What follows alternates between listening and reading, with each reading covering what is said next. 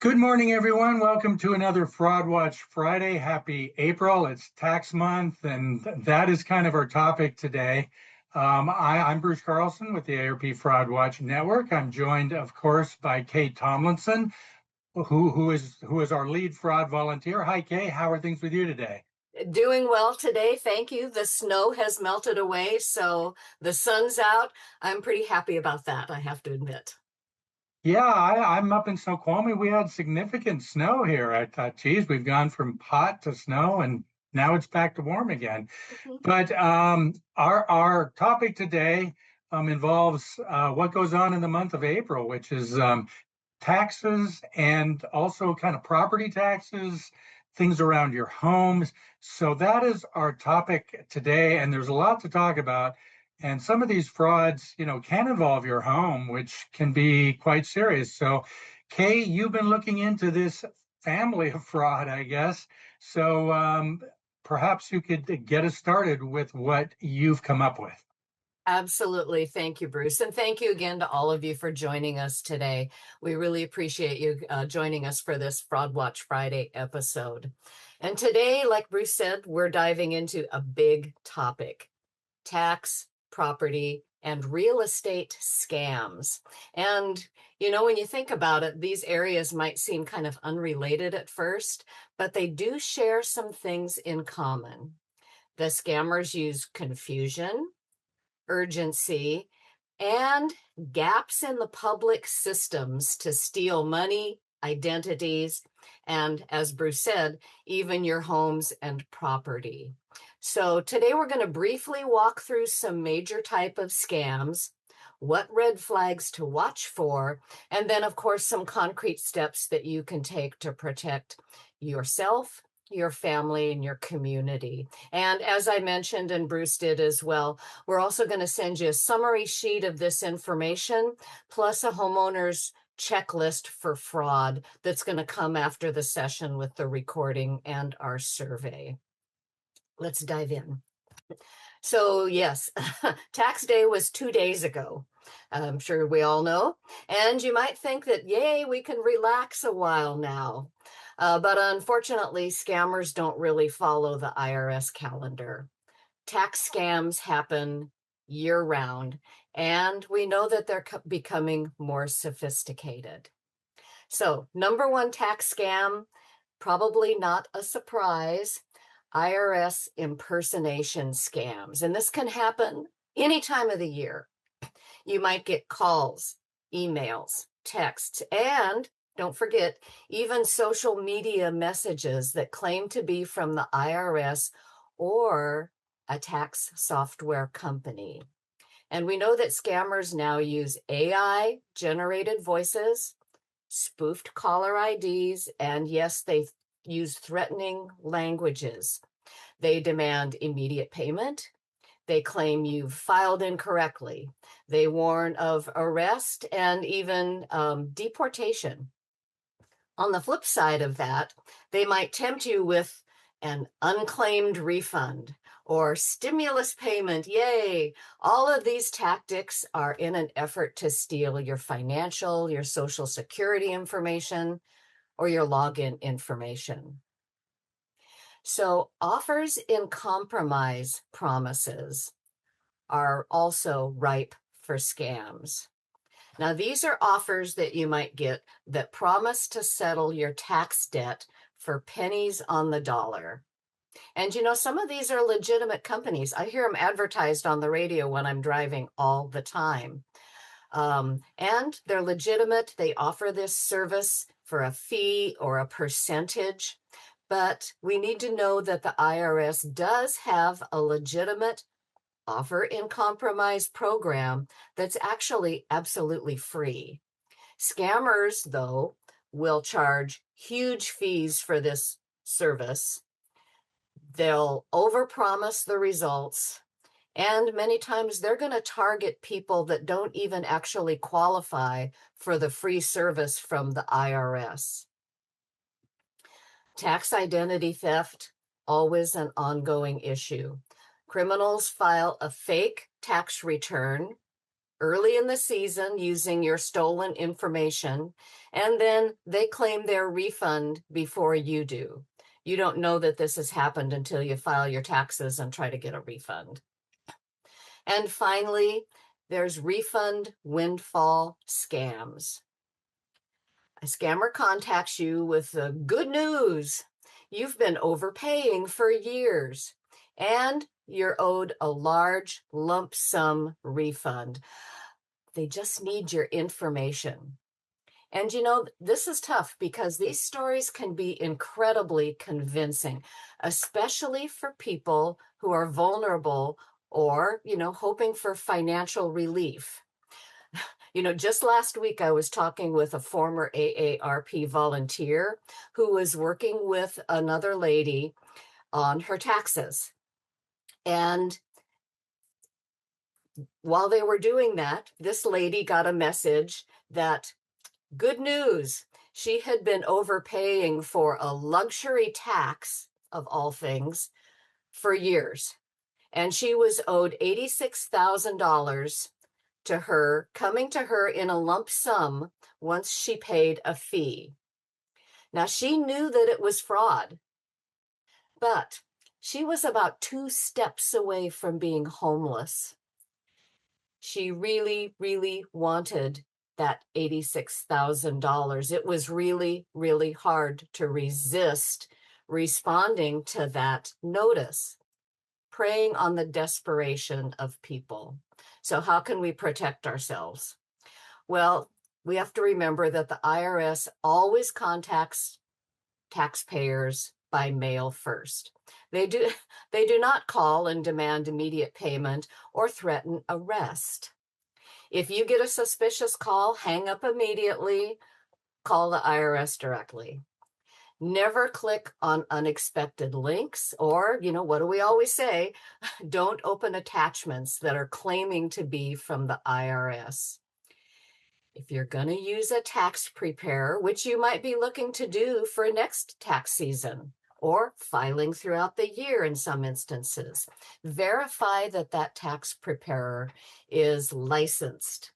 Go to the irs.gov, look at their directory of federal tax return preparers. And this is a big one. Don't rely on artificial intelligence tools for complex tax questions. Artificial intelligence added this note to my notes. Always verify with the IRS or a qualified tax professional. So bottom line, IRS does not initiate contact through calls, text, email, social media. Always verify. So how does property fraud fit into this conversation so far? Well, if you're a homeowner or a landowner, you pay property tax.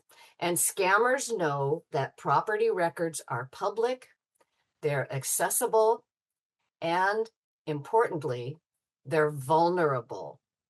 We're going to look at 3 major categories: deed or home title fraud, mortgage scams, and then foreclosure rescue scams. So, how does it work? Well, we know that a deed is a legal document that signifies ownership, and it can transfer that ownership of a property. But we need to understand that all deeds are not the same. They're different types that offer varying levels of protection. General warranty deeds, and as I said, I'm going to share this information with you in the follow-up email. General warranty deeds are the most common, probably what, we've had for mortgages, borrowing money, all that kind of stuff. General warranty deeds are the most common, and they guarantee that the property has no outstanding issues. They confirm the current owner, who might be the seller if you're selling your home, has the legal right to sell that property. Quit claim deeds are different. They're fast, they're simple, they're often used just between trusted parties. family members, maybe divorcing spouses that are settling assets, business partners. My mom used to call these quick claim deeds instead of quit claim deeds. And she wasn't far off because they're fast, they're easy, but they don't offer any guarantees at all. They don't prove that the person transferring the property has a valid claim to that property. The convenience makes them quite a favorite tool for scammers. Essentially, quit claim deed fraud can occur when someone transfers the title of a property to themselves or to another person without the rightful owner's consent. For example, a scammer might forge the signature of a property owner to trick a county clerk into recording a fraudulent quit claim deed. And then once the deed's recorded, they can sell the property, they can take out loans against it, they can rent it out to unsuspecting tenants. The rightful owner is then left fighting to reclaim their own home or property. Here's a real world example. 2 years ago, excuse me, a community organizer in Detroit was charged in a particularly, really a horrifying case. Federal prosecutors said this woman, who was 60 years old, had actually stolen more than 30 homes in and around the city by forging quit claim deeds and then transferring the property to fake entities and selling them to unwitting third parties. Here's what makes this even more horrifying. At the time of these thefts, this woman was working for the nonprofit United Community Housing Coalition. She was the director of their home ownership programs. Her job was to help the very people avoid losing their homes to foreclosure, but she was scamming them instead. She was charged with conspiracy to commit fraud, money laundering, and aggravated identity theft. This is a real world problem. So what are some of the flags? Incorrect or missing information on recorded documents. You might get unexpected notices about deed transfers or title changes, and you might get mail for other transactions that you didn't authorize, such as unusual rental activity. So mortgage scams, similar, but different tactics, same goals. Scammers target home and property owners that are struggling with high interest rates, mortgage payments, and foreclosure risk. One of the most common of these scams is a loan modification scam. So a loan modification is a written agreement with your lender or the loan servicer that manages the payments for you, for the lender. And that document changes the original terms of the mortgage. Excuse me. Things like the interest rate, payment amount, principal, maturity date, lots of reasons to amend a mortgage. That in itself is not a bad thing. Many legitimate reasons to do that. But legitimate companies that do that work cannot legally collect a fee up front. They can't collect a fee until you get a legitimate agreement and offer from your actual mortgage lender or servicer to modify the mortgage. Scammers, however, are going to tell you that they can provide this same service, but they're going to charge for their fees, and it's usually upfront. And it's the same service that you can get for free from your lender or even a nonprofit housing coordinator to help you do that. You don't pay fees up front. And of course, foreclosure rescue scams are really preying on the desperation of property owners. Scammers approach homeowners. They promise to help them so they'll be able to keep their homes. But instead, they take the owner's money, their equity, and sometimes the homes entirely. And we know that sometimes homeowners don't really understand the documents, the transactions, because these scams take several forms. One of the most prominent that you may have heard of and be aware of, rent to buy schemes. Homeowners sign over the deed to their home to the scammer with the promise that they can buy their home back later in the future, but they're allowed to remain in the home and they pay rent as tenants in the meantime. Typically, they can rarely repurchase the home. And sometimes the rent is set so high that the homeowner can't afford the new rent and they're evicted.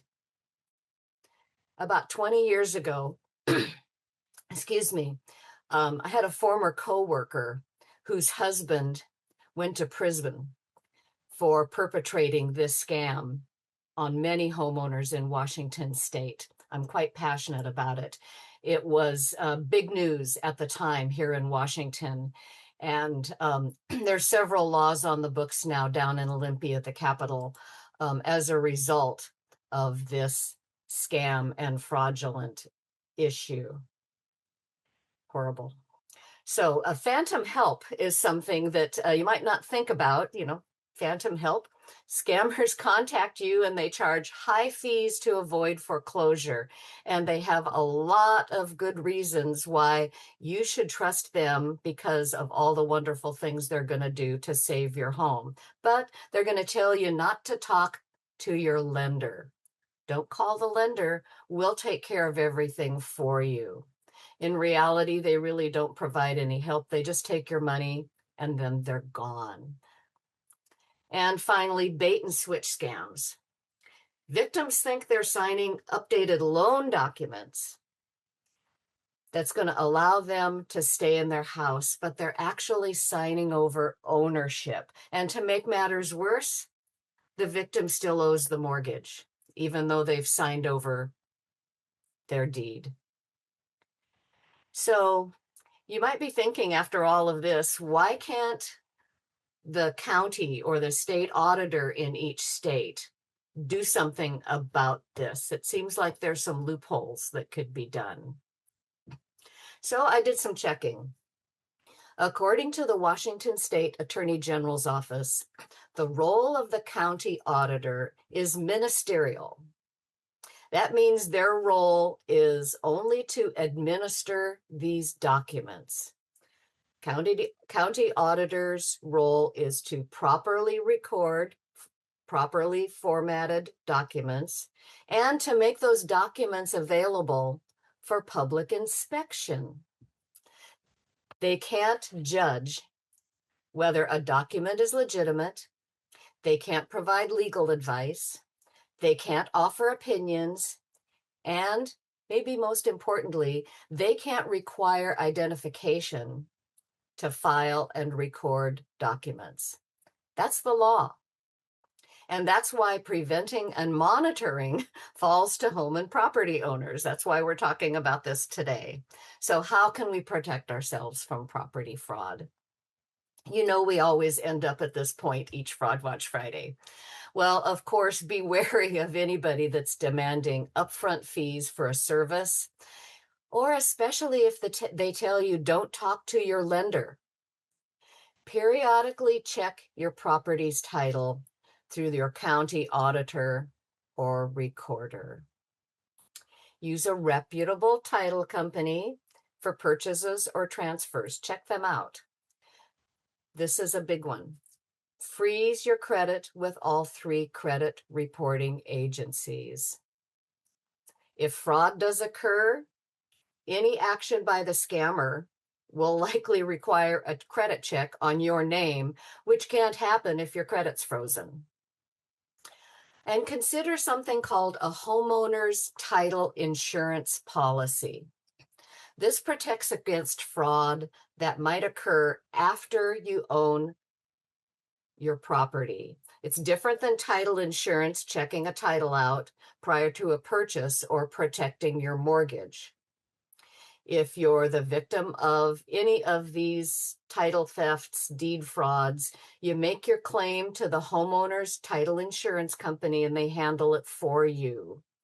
Just make sure the policy language includes fraud, forgery in the language as part of the coverage. I did a quick search on this online and came up with 2 or 3 companies, mostly larger companies, that offer this type of policy. It's not a bad thing to look into. If your property is vacant, check on it regularly to make sure it hasn't been occupied. If it's been occupied and someone's been in it for a period of time, it's going to be more difficult than you might anticipate to have them vacate your property. And something that I find that many people are not aware of, that's a free service throughout Washington, and I think in many states. So for those of you not calling in from Washington, check with your state as well. Sign up for county recording alerts. These services don't prevent fraud, but they give you a very early warning if frauds occurred.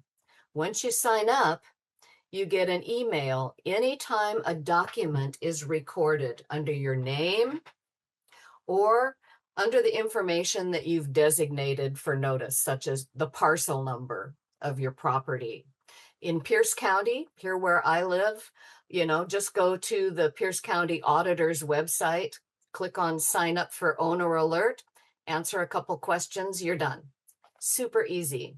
King County, where Bruce lives, that's called the Recording Activity Notice System, RANS.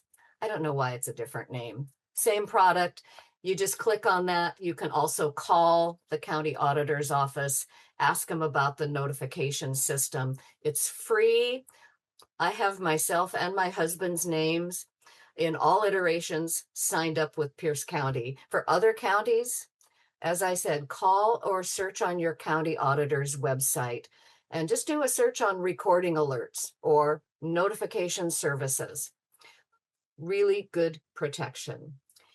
So if you are the victim of deed or title fraud, first step is to act immediately. Speed really does matter. Let me give you another example. Last August, the FBI's Recovery Asset Team, conveniently called RAT, I don't know where they come up with these, received a complaint from some individuals that were closing on their home purchase, and they got an email impersonating their legitimate attorneys. They submitted a payment to their bank for $450,000 wire funds. Funds were sent then to the scammer's recipient bank and routed to the fraudster's account. As soon as they discovered the fraud, the victims filed a report with the FBI at ic3.gov. And the RAT, Recovery Asset Team, immediately initiated the kill chain process. Where do they get these names? But it ordered a freeze on the fraudulent account at the recipient bank. FBI received immediate notice back that, of all things, the full amount was still in the fraudster's account. They were slow. They hadn't moved it yet. FBI froze that amount. The victims got their money back. So acting fast is imperative. Speed matters. File those reports with the FBI, ic3.gov, as Bruce has put in the chat. File a report with the Federal Trade Commission at reportfraud.ftc.gov and your local law enforcement, because you're probably going to need a local police report. Contact a real estate attorney and ask some questions. Here in Washington State, you can file a lawsuit to invalidate a fraudulent deed, but you're going to need an attorney to help you do that. Notify the county clerk to begin the process to collect correct the public record. And finally, IRS-related fraud. We're back where we started. Tax schemes, fraud, go to irs.gov/submit a tip. Again, this is going to be on the follow-up information that we send you. So finally, after all of this information, deed, fraud, mortgage scams, tax scams, they're real. We've seen some examples, and they're always going to be threats. But our awareness, especially our early action, can make all the difference. So we need to stay informed. We need to monitor our records, sign up for those email alerts, and keep track of where to report activity. I know this is a lot of information, and again, you'll get a recap of this, but this is an important topic. I think that probably impacts most, if not all of us, at least on the IRS side for sure. So thank you for hanging in there with me with all of this information. I know it's a lot.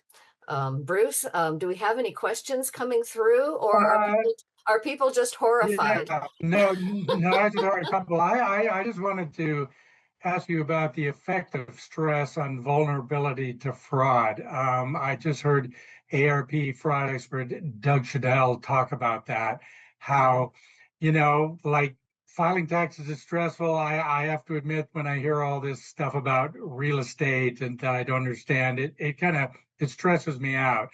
But that's also a factor in being vulnerable to fraud and fighting back against fraud. Can you talk a little bit about that? And that's exactly right. And some of you may be aware of Doug Shadell.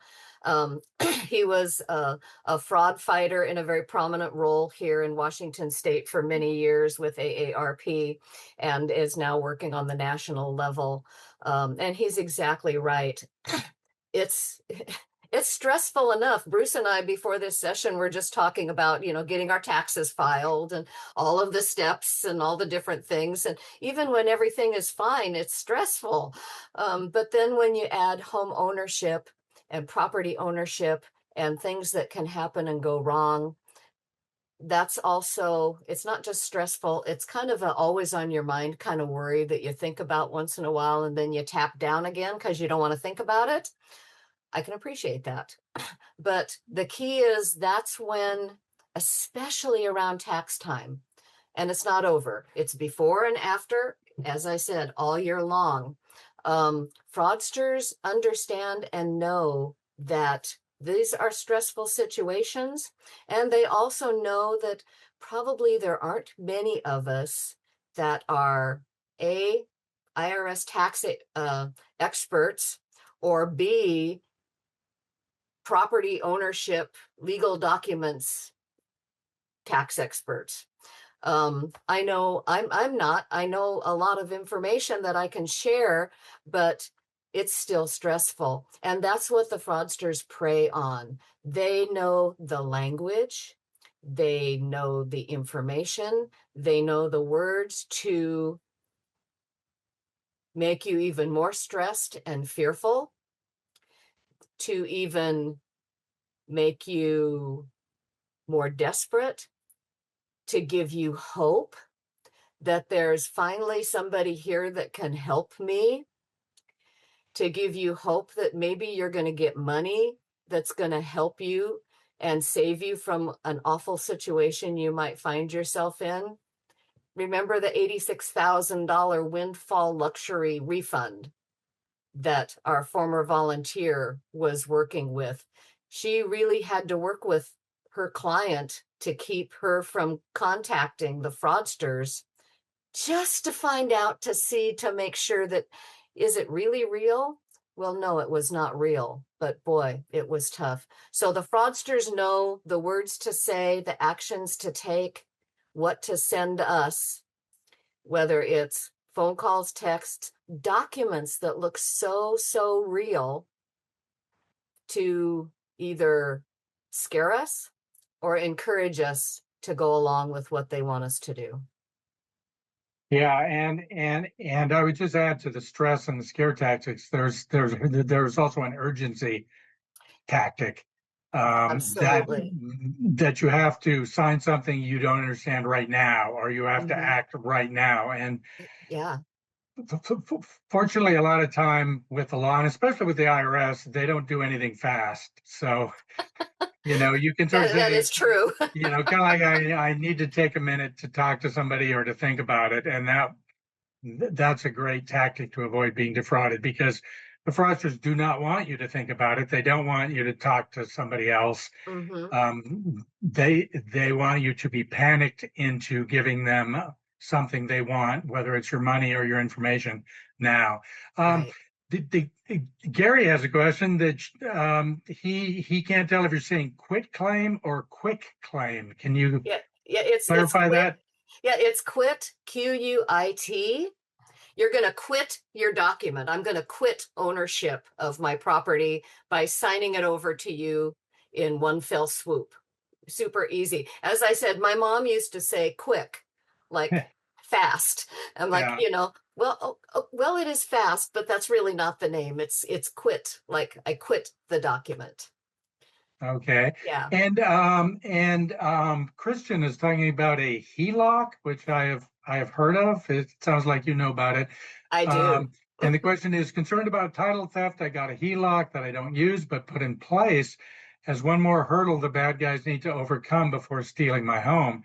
They would need to clear the HELOC before transferring title, but the bank would also contact me via email before any transactions could occur. That sounds like an interesting topic. Can you tell us a little bit about Christian, I love you. that? Absolutely. My husband and I have a home equity line of credit on our home. We've had one for years and years. In fact, we got it many years ago, and then at 15 years, we renewed it for a higher amount because our home had escalated in value, like many homes do. And I think we've used it twice in 20 years. It just sits there with a $0 balance. And I'll always keep it in place for the same reason that you do, Christian. It is another thing, another hurdle that fraudsters need to go through. It doesn't show when I look at the county records and I see our deed and all of the legal documents associated with our home. It shows the HELOC as being listed and the name of the bank. So it's not obvious that we own our home. It looks like that, oh, maybe there's a second mortgage. Maybe there's something. If you don't look at that document, you kind of don't know. But I keep it just because I don't want to show that we own our home outright, which I know many people do. I mean, people of our age, we've likely been in our homes for a long time, many years.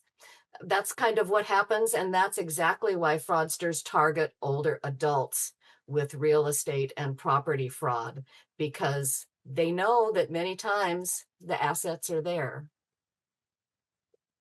Yeah, yeah, and also Kristen adds that there's no charge for that at his bank. So Me too. yeah, yeah. Me Um, too. They were happy to do it because okay. they want you to pull from your equity. That's what a Oh, HELOC does. It's and a take line out of a credit where you go to the bank and say, I want this much money for a new roof or whatever you want. Doesn't matter. They don't care. But it comes out of your equity to where if you sell your home the next day, then there's adjustments and steps and all of those things. But then you can just pay it back as a loan. You can pay it back as a lump sum. You can kind of negotiate those terms with your bank, but they're happy to set that up usually for you because they want you to borrow from the on your equity because that's how they make money. yeah, yeah. All right. Well, Colleen asks, is the government, local, state, federal, doing anything to do more to protect our property records so harder for fraudsters to file a false quitclaim deed, et cetera, on your property, like requiring proof of ownership before the clerk accepts a deed for filing? Wouldn't that be lovely? Yeah. It just kind of seems like that would be a logical step, but then I don't know. Maybe the reason that the government, local, and anybody at any level, county doesn't do that is because it would put the onus on the clerk and the liability on the clerk or the county to verify that those proof of ownership documents are real? Or have they been created to look exactly like a real document using artificial intelligence, and you create docs and it's like so hard to tell. So I I wish something like that would happen. I would not foresee something like that happening in the near future. That's why it kind of always falls to us to try to be aware, to monitor, and to at least understand some of the things that the bad guys are going after to try to get our money and our property. Hmm. Kathleen asks, you said the bank will find out if a deed transfer is happening. If the county assessor is not liable and only ministerial, how does the bank find out if the homeowners do not? Does the county assessor have some responsibility for telling them, but not a homeowner? Mm. Well, and I think the example that I used, the issue was that the people had transferred funds from their bank. They transferred money from their account at their bank to another bank, which went into a fraudulent account. And they didn't find out until they filed a report with the FBI. You know, if you transfer money from your bank to another bank to because you're, say, buying a house, the deed transfer, all of that type of information is typically not part of what the bank does unless you're granting them some specific rights or tasks, and they have some specific certifications in regards to title management. Typically you're going to use a title company um, for all of that type of work, and they're going to go and they're going to do the research to make sure the deed is valid up front, and then the bank just moves the money. Okay.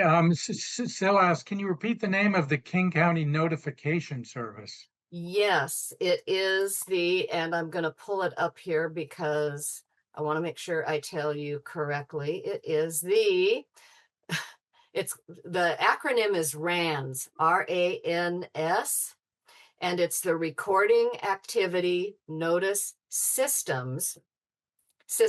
one system. And you go in and you enter, it's a little more involved than Pierce County. Pierce County, you just enter your name, your email, you verify your email, you click OK, and you're done. King County is a much larger form to fill out with your name, your parcel number that you want to add to that system. It's they have a parcel lookup tool that you can click on so you can get that parcel number if you don't know it. But it's RANS, and you can either call the King County auditor to get information about that, or you can do a search online for that as well. All right. That sounds like something we should put in the follow-up emails. So we'll Yeah, definitely, yep, it's in there. definitely, definitely include that. Colleen adds that some of the major online companies that list properties for sale include the approximate remaining mortgage balance of the subject property, or if there's a zero balance. Is there anything that can be done to get that stopped? That's a good question. That's a good question for the county assessor or your auditor to ask Yeah, them to see, because they're the ones in terms of counties and then of course states that would regulate that. It would be and then the banking industry as well. So it seems like every good idea touches 3 or 4 different departments that yeah, has a piece or of that. And I think that's what makes it difficult, because you talk to one group and you talk to the auditor's office and they say, oh yes, that would be great. Nope, can't do it when you're talking to somebody else. I can tell yeah. you that I called the Pierce County auditor's office yesterday with a question, actually the day before, and they called me back yesterday because I wanted to ask them about, I wrote it down. I had heard something, vague rumors about the ability to file a notice of interest. in Pierce County. So I mentioned that the email notices if someone files or makes changes to your documents, you would get an email if you sign up for those notification services. Then you get notified after the fact, after someone has filed something pretending to be you. A notice of interest would be the ability to get an email or a notice if somebody just looks at your stuff. Someone goes in and looks at Kay's deeds and titles and all that stuff to see, hey, what's out there? And then you would get an email saying somebody came and examined your documents. I thought this sounded like a fantastic idea. So I called the auditor's office and talked to a lovely lady that was a specialist with properties. And she said, oh, what a good idea. Wouldn't that be great if we could do that to protect people? And I said, yes, that would be great. Can we do it? And she said, no. She said, maybe some other states have something like that available. I mean, I would say feel free to call and ask, what the heck? But I just thought, again, it sounded like such a good idea. One office saying that this would work great, but then it's the implementation of that and all of the other offices and agencies that are involved that's makes it tough. Yeah, yeah. Well, and I just want to say thank you to Christian for all the information about the HELOC. Thank you. Um, but in terms of what could the government do, that's kind of a little transition to updating people on our subject from 2 months ago, which was crypto kiosks. Mm-hmm. And there's been a lot of developments in that. We had a bill in our legislature that did not pass, but other states have passed total bans, and some cities in Washington are doing bans or they're restricting it. Spokane Valley, I believe, is currently considering a measure. And there was a great TV news story on King 5 just two days ago. I'm gonna put that in the comments if you want to see that story. But Kay, can you tell us some of the new developments on what we've been doing on trying to get some government action to help out with the crypto kiosk issue?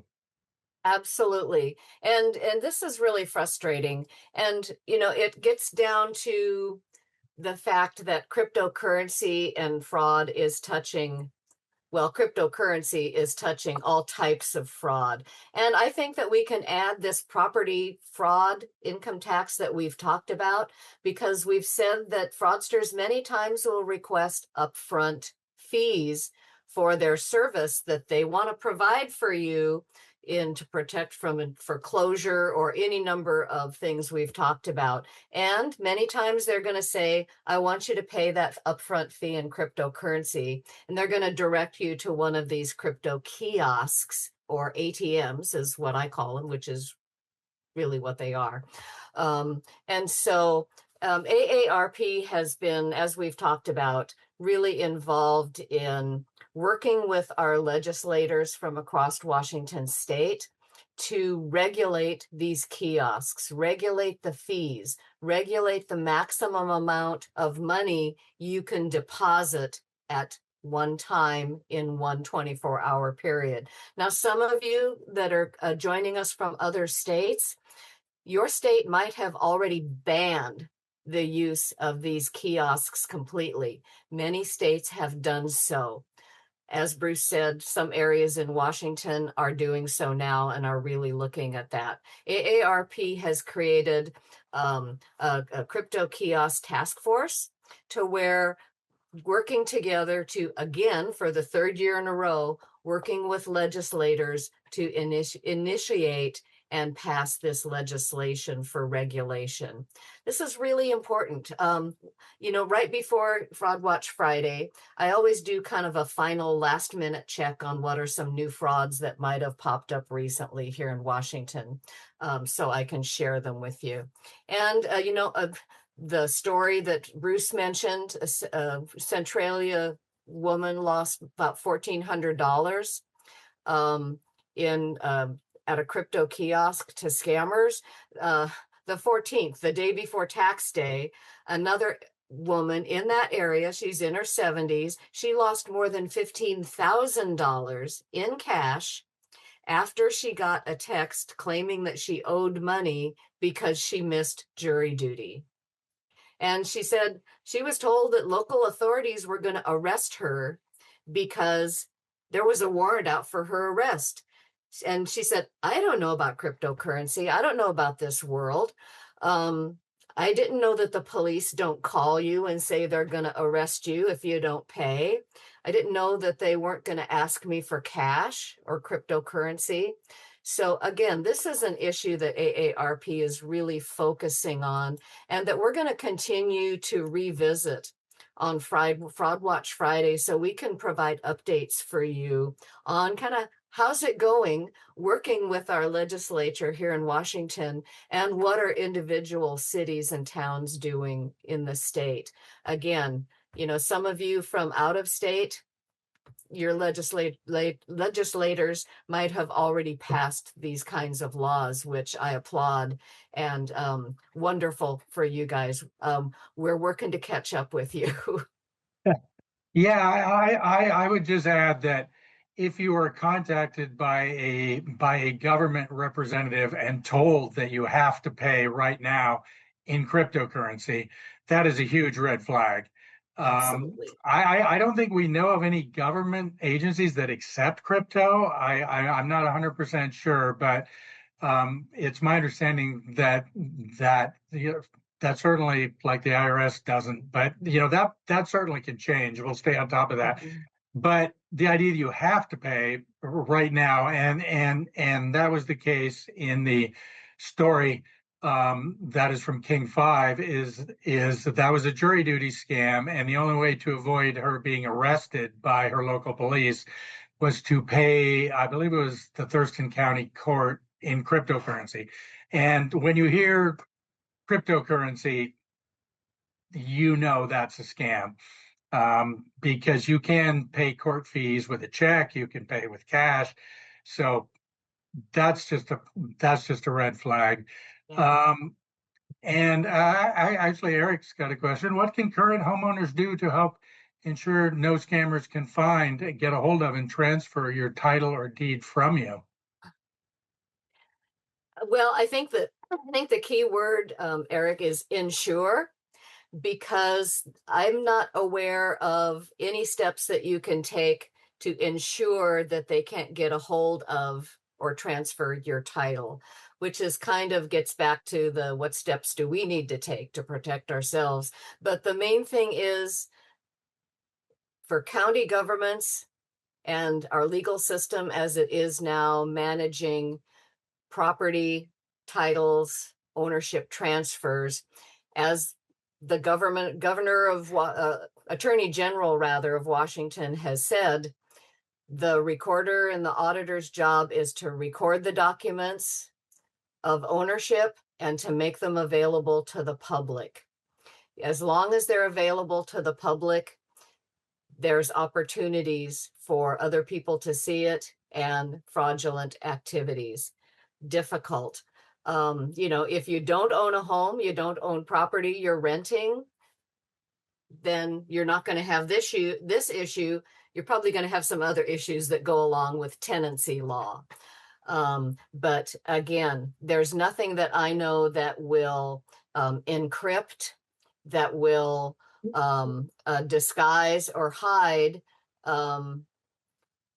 your legal name from being on that legal document that's publicly available.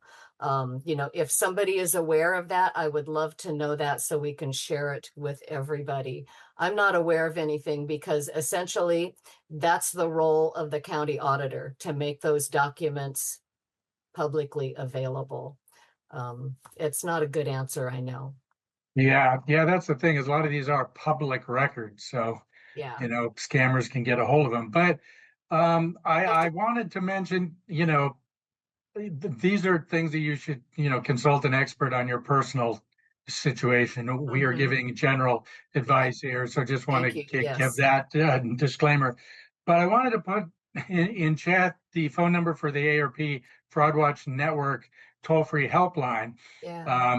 That if you do need um, advice on a scam, just in any scam, Any scam. if you think you might be approached by a scammer or you want help for a loved one, you can talk to an ARP trained volunteer who is not necessarily an expert in real estate law or anything, but they can give you the kind of advice that we give here for your personal situation, Mhm. and warn you on the warning signs of scams, and consult with you and talk with you about a situation that you're in, and that's free and confidential. And the volunteers who staff that helpline are great. And we're coming to the end of our time. I wanted to put the link to register for next month. Um, and we don't know what the topic will be yet, but it'll be on May 15th. And if you want to go and register right now, then you won't have to think about it. But this link will also be in the follow-up email, and Mhm. that'll be May 15th at Yep. 10:30 Pacific time for those of you on the East Coast. I don't know Yeah. what time is that, 1:30? Yeah. And before we go, if you have thoughts on what you'd like to hear for Fraud Watch Friday, any topics, anything focus areas, throw that in there on the chat so we have that, because we love suggestions and ideas. So feel free to share. Yeah, yeah. And I also wanted to mention, if any of you are coming to our Spokane event on April 28th, I believe it is, Kay is going to Mhm. be speaking. Um, Andy and Meyer. and Andy, who I believe is on the call today, who's a Yep. contributor to this, he's going to be doing a presentation Hmm. that I'm really looking forward to. So we're taking it on the road. We're doing a live event. There you go. I would say we're on tour, but it's only to Spokane and back. Unfortunately, if you haven't signed up for that, that's already sold out. We've got 300 people who are registered, but there is a wait list.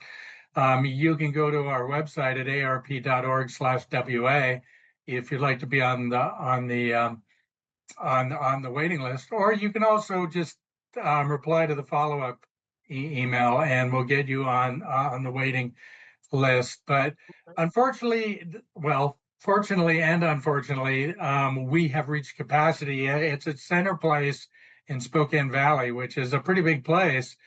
But there's a lot of people who want to see Kay in person. So we're excited about that. And also Andy in person too. He's going to be doing a deep dive into some pretty sophisticated Yep. stuff.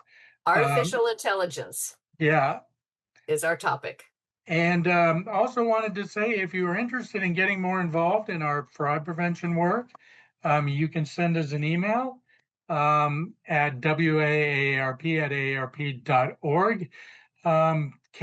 Kay, perhaps you could tell us a little bit about the Speakers Bureau and how people can volunteer for that. Sure, sure. AARP Washington has a speakers bureau available for volunteers. I'm the speakers bureau lead, and we um, actually go out to community organizations that request a speaker for their event and talk about things like fraud, crypto, cyber fraud, cyber crime, artificial intelligence, the 6 pillars of brain health, caregiving, um, how to downsize and declutter, a real variety of information available. So we always love to have folks join us that like to go out and speak with organizations, share this important information. And if you're not really that thrilled about speaking in front of a whole group of people, there are volunteer opportunities to go along and support the speakers, to help with administrative type work, to support the other volunteers. There are a lot of options and fun things to do with AARP. You can find about our topic offerings at aarp.org/WA, WA Speakers Hub, HUB. Okay, and thank you to Stephen for letting us know that the link Oh, is not oh working. no. And I think I know why. I think Oh, it's because the event has not been turned on in the registration system. So we will get that done. I was trying to see if I could do it here on the fly, but it's probably going to take me a moment. okay. So actually, if you save that link, hopefully in the next few minutes, I can get that to work. But if not, it'll be in the follow-up email. It So, will. so if you do register early, that's great. Yeah, thank you. Then you don't need to think about it. But there'll be a reminder email with that. So hopefully, if you've been on a previous Fraud Watch Friday, you'll be able to get that link. Yeah. You can also find it, and that's not live yet either, but it will be. You can always find it at our Fraud Watch Friday webpage, which is here, arp.org/FWF. That is live. It doesn't have the current link live, though. So we will take care of that and get you signed up for next month. So we're coming to the end of our time. It looks like we've covered all the questions. Mhm. Kay, are there any last thoughts you want to leave us with? Just thank you for joining us today. This is an important topic that I don't think that we talk about enough. It's kind of something that um, needs to be focused on more. It's so important because there are really some good tangible steps that you can take to protect yourself and your property. And like I said, you'll be getting a couple of documents along with our survey and the links with the follow-up email that Bruce has talked about, to where you'll have that information as a reminder. Share that with your family and your friends. Make copies, forward the email to them so they have it too. Important stuff. Thank you for joining us today. And I see Nam, yes.